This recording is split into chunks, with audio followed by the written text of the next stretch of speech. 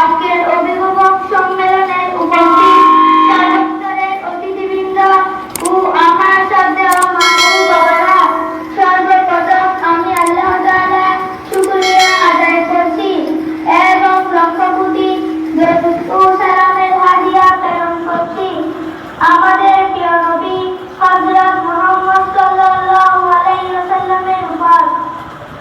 সম্মানিত উপস্থিতি, আমি দারুল কুরআন ইসলামী একাডেমির একজন তৃতীয় শ্রেণীর ছাত্র। আমি এই প্রতিষ্ঠানে দীর্ঘ 4টি বছর লেখাপড়া করেছি। আলহামদুলিল্লাহ, আমি এই প্রতিষ্ঠানে আলিফ থেকে নিয়ে কুরআন মাজিদের শেষ পর্যন্ত পড়েছি। একমাত্র কুরআন মাজিদের শেষ ক্লাস করে এসেছি।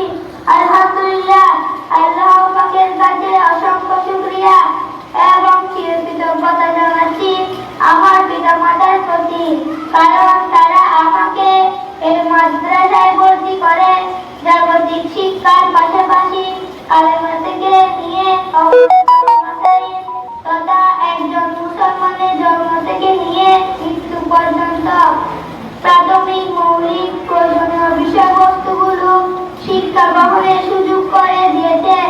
তাই আমার পিতামাতা সহ এই প্রতিষ্ঠানের পরিচালকবৃন্দ ও শিক্ষকদের প্রতি আন্তরিক শুকরিয়া আদায় করছি এবং সাথে সাথে সকলের কাছে উদাত্ত আহ্বান করছি, আমার মতো আপনাদের সন্তানদেরকে এই প্রতিষ্ঠানে ভর্তি করাবেন।